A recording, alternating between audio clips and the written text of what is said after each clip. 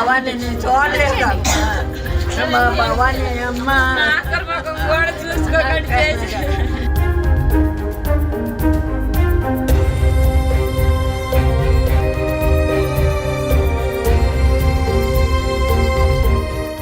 ఈరోజైతే ఘోర ప్రమాదం జరిగిందని చెప్పొచ్చు. విజయనగరం జిల్లా కేంద్రంలోని హుకుంపేటలో ఇక్కడ మనం చూస్తున్న ఇంటి దగ్గర అయితే అంటే జస్ట్ సాయం కోసం వెళ్ళిన మహిళ అనుకోని విధంగా అయితే మృత్యువాత చెందిన విషయం అయితే నిజంగా ఇక్కడ స్థానికులు అయితే చాలా కలవరపెడుతుందని చెప్పొచ్చు.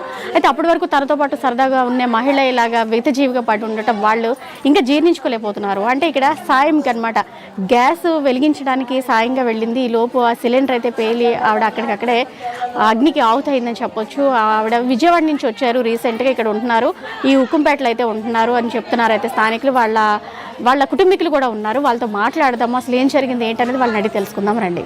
వచ్చాం మరి దగ్గర భోజనం ఇటు వడ్డించానే లేదు. ఆ పిల్ల గ్యాస్ వెలిగించడానికి అని వెళ్ళి అలాగే అక్కడే బూడిద అయిపోయింది. పిలిచారమ్మా రమ్మని గ్యాస్ పెట్టడానికి? గ్యాస్ పెట్టడానికి పిలిచారు, గ్యాస్ ఆల్రెడీ ఎట్టేసారంట. ఎసరికి బియ్యం వేయడానికి అని పిలిస్తే బియ్యం వేయడానికి వెళ్ళింది, ఆ బ్లాండ్ ఉండిపోయింది. మంట వచ్చేసరికి ఆ పిల్ల అసలు రావడానికి కూడా అవ్వలేదు, పెద్ద మంటలు వస్తాయి.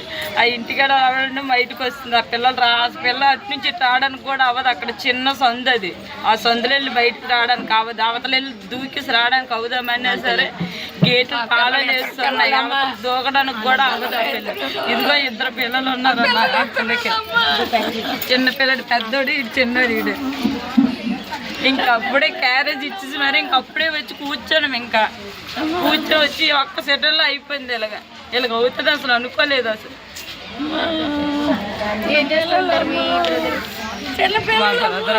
ఇంటికాడే ఉంటారు. విజయవాడ నుంచి వరదలుగా వస్తే ఇక్కడికి వచ్చేసారు వాళ్ళు.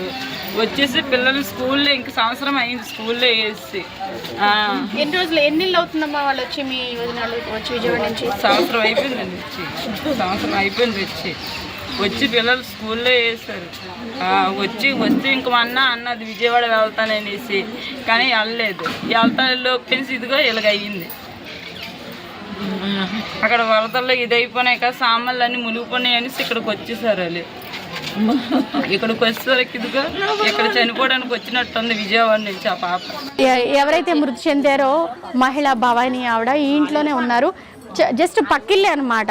గ్యాస్ పెట్టడానికి జస్ట్ సాయంగా వెళ్ళి, అంటే ఆ మంటలకి ఎటు వెళ్ళాలో తెలియక బ్యాక్ సైడ్ అయితే గేట్ లాక్ వేసి ఉంది. ఆవిడ ఎటు రావాలో తెలియక పాపం ఆ సందు ఏదైతే ఉందో అందులోకి లోపలికి దూరిపోయి ఉన్నారు. అలా దూరిపోయినా సరే ఆ మంటలు అయితే ఆవిడని అంటే బయటికి వచ్చే హోప్ లేక ఆవిడైతే అక్కడికక్కడే అయితే మృతి చెందింది.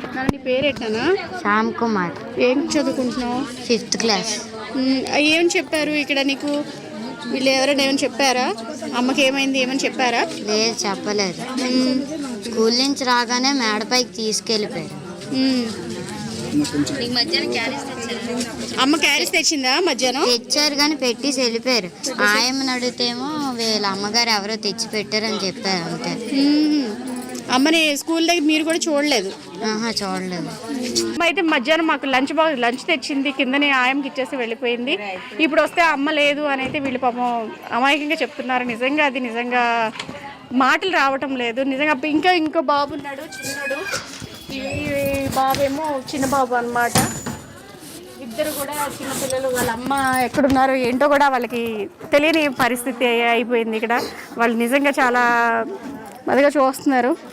అంటే ఇక్కడ ఉన్నారు కదా, ఈవిడైతే వాళ్ళ అత్తగారు పక్కనే పాపం ఉంటున్నారు. వాళ్ళ హస్బెండ్ కూడా పని ఏమి చేయటం లేదు, ఇంట్లోనే ఉంటున్నారని అయితే వాళ్ళ ఆడబడుచు అయితే చెప్తున్నారు. నిజంగా అంటే విజయవాడ వెళ్ళిపోవాలి కానీ వెళ్లకుండా ఇక్కడే ఉంది, చనిపోవడానికే ఇక్కడ వచ్చిందా మా ఆడబడుచు అని అయితే నిజంగా వాళ్ళు రోధిస్తున్న తీరైతే నిజంగా చాలా బాధాకరమని అయితే చెప్పొచ్చు.